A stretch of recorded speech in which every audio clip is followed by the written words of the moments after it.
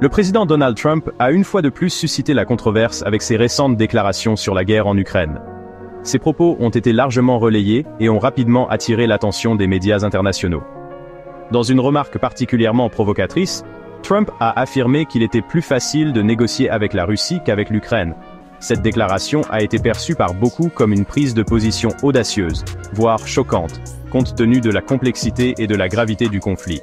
Cette déclaration, lourde de conséquences, a fait des vagues dans la communauté internationale, provoquant des réactions diverses de la part des dirigeants mondiaux et des analystes politiques.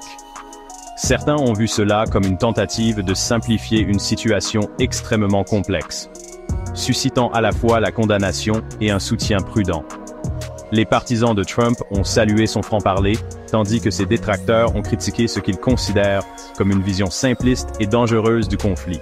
L'affirmation de Trump découle de sa conviction que la Russie est en position de force dans le conflit. Il a souvent exprimé son admiration pour la façon dont la Russie gère ses affaires internationales, ce qui a suscité des inquiétudes quant à ses véritables motivations. Il soutient que cet avantage perçu donne à la Russie un ascendant dans toute négociation de paix. Selon Trump, la Russie, avec sa puissance militaire et son influence géopolitique, est mieux placée pour dicter les termes d'un accord. Ce point de vue, cependant, a suscité de vives critiques de la part de nombreuses personnes qui la considèrent comme une simplification abusive d'une situation géopolitique complexe. Les experts en relations internationales soulignent que la dynamique du conflit est bien plus nuancée. Les critiques soutiennent que la déclaration de Trump ignore le coût humain de la guerre, en particulier les souffrances endurées par le peuple ukrainien. Les images de villes dévastées et de civils en détresse rappellent la dure réalité du conflit. Ils affirment que présenter le conflit comme une simple question de rapport de force minimise les immenses sacrifices consentis par les Ukrainiens qui défendent leur patrie. Les soldats ukrainiens, en première ligne, continuent de lutter pour leur souveraineté et leur liberté. Les paroles de Trump ont du poids, même des années après sa présidence. Ces déclarations continuent de résonner auprès de ses partisans, qui voient en lui un leader capable de défier le système et de proposer des solutions non conventionnelles. Ces déclarations ont le potentiel d'influencer l'opinion publique et même d'avoir un impact sur le délicat équilibre de la diplomatie internationale. Les sondages montrent que ces opinions divisent profondément, tant au niveau national qu'international. Alors que le monde est aux prises avec la crise actuelle en Ukraine, l'affirmation controversée de Trump sert de rappel brutal des perspectives profondément divergentes sur ce conflit complexe. Les débats se poursuivent et l'issue de cette guerre reste incertaine, avec des implications mondiales majeures. La déclaration de Trump n'est pas passée inaperçue sur la scène internationale. En fait, elle a déclenché une vague de réactions variées parmi les dirigeants internationaux, chacun apportant sa propre perspective et ses préoccupations spécifiques.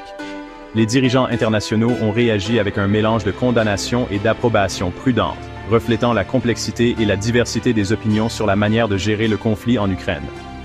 Certains ont souligné le caractère clivant de ces paroles, craignant que cela ne complique davantage une situation déjà tendue. Le président français Emmanuel Macron, un fervent critique des actions de la Russie en Ukraine, a rapidement dénoncé l'analyse de Trump. Macron, qui a constamment plaidé pour une réponse européenne ferme à l'agression russe, a qualifié la déclaration de Trump de dangereusement simpliste. Macron a souligné que la déclaration de Trump ne prenait pas en compte les réalités complexes sur le terrain et les souffrances du peuple ukrainien. Il a insisté sur le fait que la paix ne peut être atteinte qu'en respectant les principes du droit international et en soutenant la souveraineté de l'Ukraine. Il a soutenu qu'elle ne respectait pas les principes du droit international et sapait la souveraineté de l'Ukraine. Macron a également appelé à une unité européenne plus forte pour contrer l'influence russe et protéger les valeurs démocratiques. La position de Macron souligne les profondes divisions au sein de la communauté internationale concernant la meilleure approche pour résoudre le conflit. Tandis que certains dirigeants partagent son point de vue, d'autres estiment que la diplomatie et le dialogue sont essentiels pour éviter une escalade. D'un autre côté, le Premier ministre hongrois Viktor Orbán, connu pour ses liens étroits avec la Russie, a exprimé son soutien à la proposition de paix de Trump. Orbán, qui a souvent adopté une approche plus conciliante envers la Russie, a repris à son compte l'idée de Trump selon laquelle le dialogue est crucial pour mettre fin au conflit. Orbán a souligné que la paix durable ne peut être atteinte que par des négociations et des compromis. Il a exhorté les dirigeants européens à prendre en considération le point de vue de Trump et à engager des négociations avec la Russie. arguant que l'isolement de la Russie ne ferait qu'aggraver la situation. Il a exhorté les dirigeants européens à envisager le point de vue de Trump et à engager des négociations avec la Russie. Orbán a également mis en avant les avantages économiques potentiels d'une relation plus stable avec la Russie, soulignant l'importance de la coopération économique pour la prospérité de l'Europe. La position d'Orbán met en évidence le réseau complexe d'alliances politiques et d'intérêts nationaux en jeu dans le conflit ukrainien.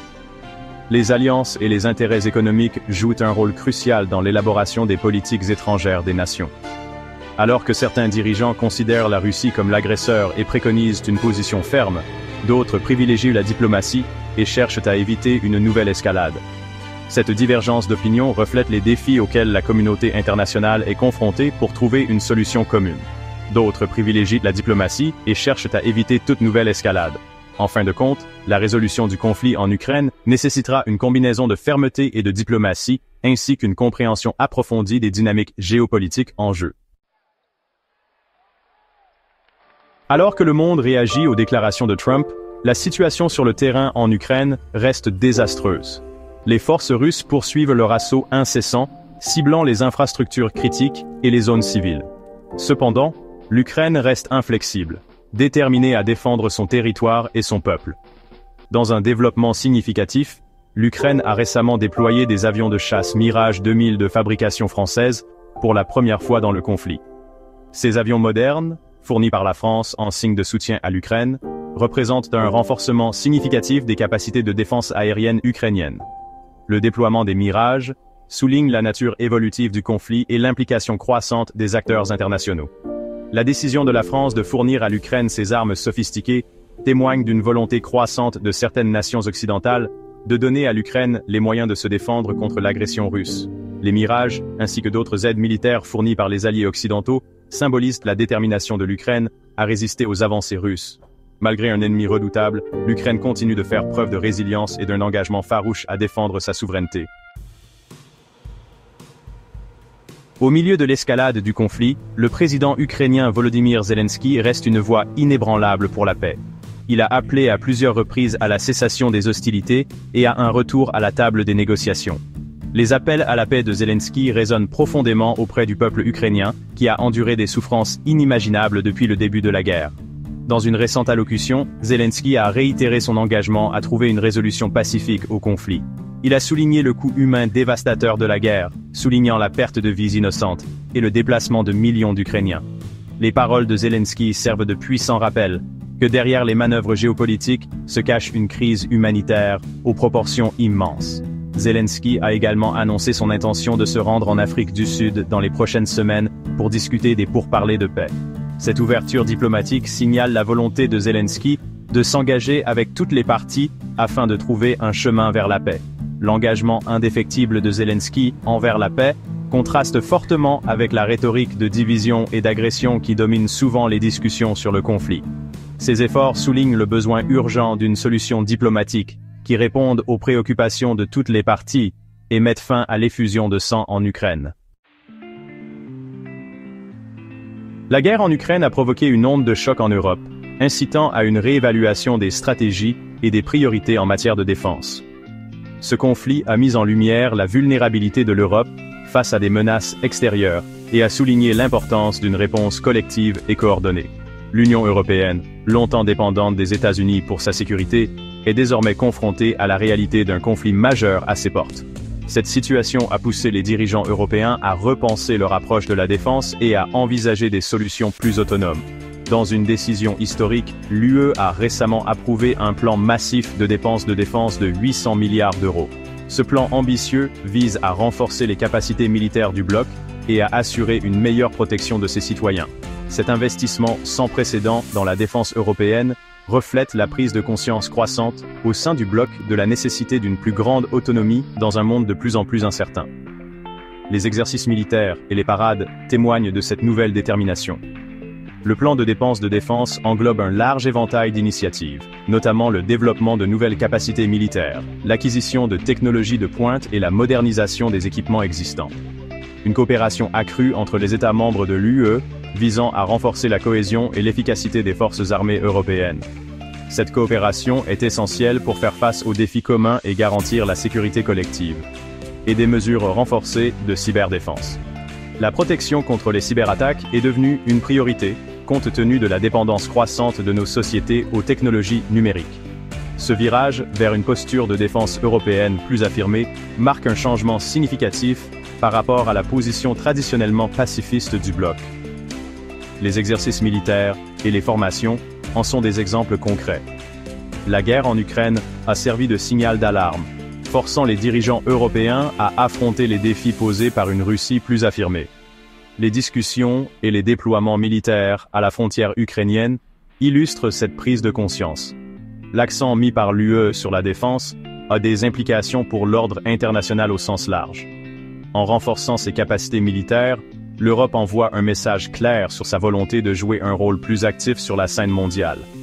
Alors que l'Europe s'affirme comme un acteur de sécurité plus compétent, elle doit également naviguer dans un paysage géopolitique complexe et en évolution rapide.